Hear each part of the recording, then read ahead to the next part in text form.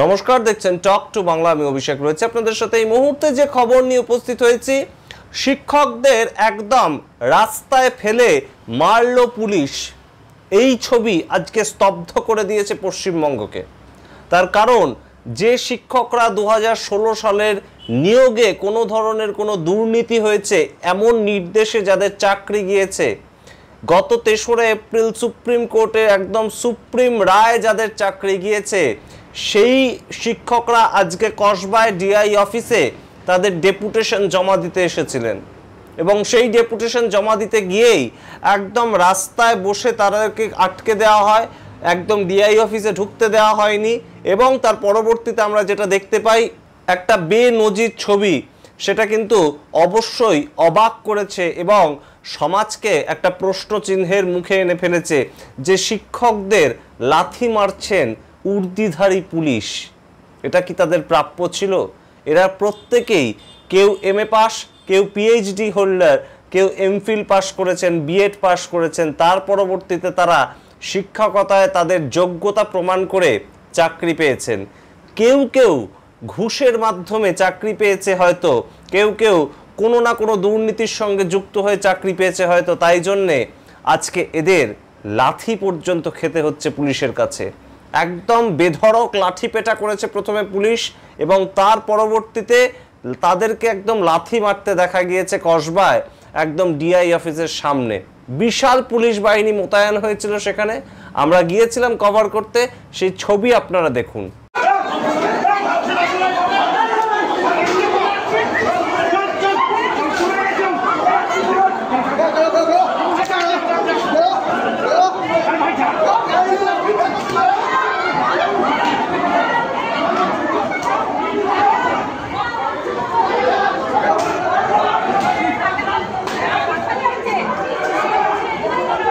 নমস্কার, দেখছেন talk to Bangla. এই মুহূর্তে কিন্তু একদম 26,000-এর কাছাকাছি চাকরি প্রার্থী যারা চাকরি হারিয়েছে ইতিমধ্যে, তাদেরকে নিয়ে কিন্তু আমরা দেখতে পাচ্ছি গত কয়েকদিন ধরে সুপ্রিম কোর্টের রায় আসার পর থেকেই কিন্তু একদম তোলপাট চলছে সারা রাজ্য জুড়ে।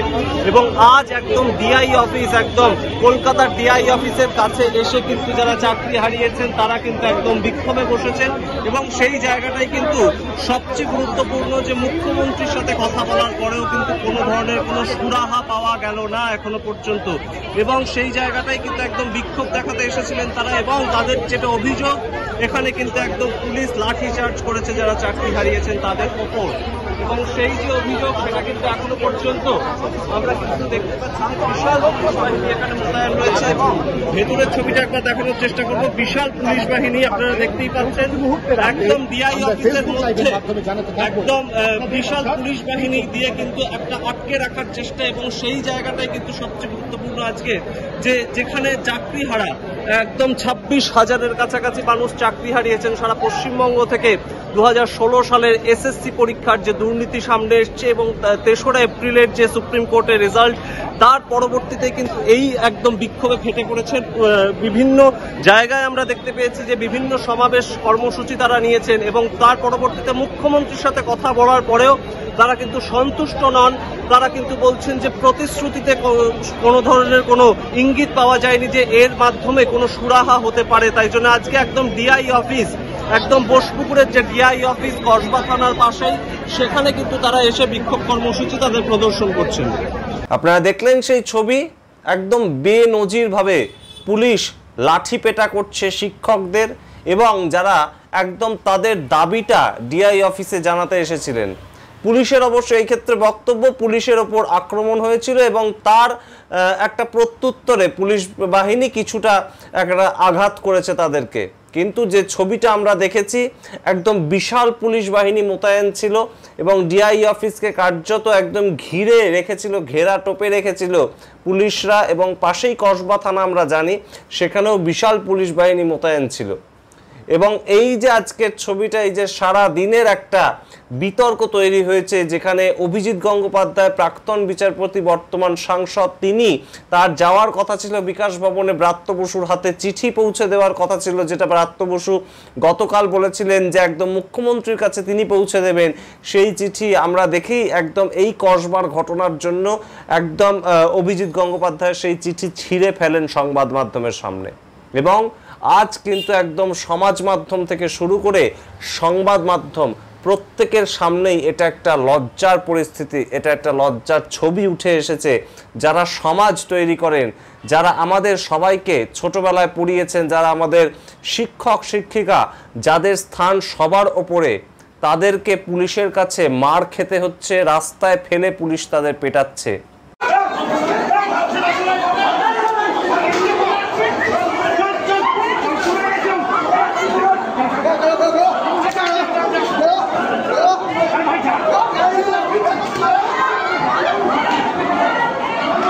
এই পুলিশরা বেশ খানিকটা কিন্তু আজকে হয়তো পুলিশের ছবিটা বেশ খানিকটা কলঙ্কিত হয়েছে। আমরা জানি না এই শিক্ষকদের পরবর্তী ভবিষ্যৎ কি, যারা যোগ্য শিক্ষক তাদের ভবিষ্যৎ কি, তারা কতদূর এই যে অনিশ্চিত একটা জীবন কাটাচ্ছেন, তাদের কতদূর পর্যন্ত এটা সুরাহা হবে আমরা জানি না। মুখ্যমন্ত্রী অবশ্যই আশ্বাস দিয়েছেন, কিন্তু পরবর্তীতে যে ছবিটা পুলিশের মাধ্যমে আমরা দেখতে পেলাম সেটা কিন্তু কাঙ্ক্ষিত নয়। আপনারা কি মনে করছেন অবশ্যই কমেন্ট বক্সে কমেন্ট করে জানান। এবং আজকের যে ছবি সেটা কিন্তু লজ্জার ছবি, সেটা একটা ধিক্কারের ছবি। এই ছবি কখনোই কলকাতা পুলিশের কোনো বাহিনীর থেকেই কিন্তু কাঙ্ক্ষিত নয়। এবং অবশ্যই আমরা নজর রাখবো পরবর্তীতে পুলিশের কাছ থেকে কি স্টেটমেন্ট আসে এই আজকের যে কার্যকলাপ সামগ্রিকটা, তার পরিপ্রেক্ষিতে আমরা আপনাদের এটাও জানাই যে একজন পুলিশ কর্মী আহত হয়ে হসপিটালাইজড হয়েছেন এই সামগ্রিক যে কর্মকাণ্ড আজকে কসবায় ঘটেছে তার পরিপ্রেক্ষিতে। দেখতে থাকুন টক টু বাংলা। ভুলবেন না টক টু বাংলা প্রত্যেকটি ভিডিও লাইক কমেন্ট শেয়ার করে চ্যানেলটিকে সাবস্ক্রাইব করতে। ধন্যবাদ।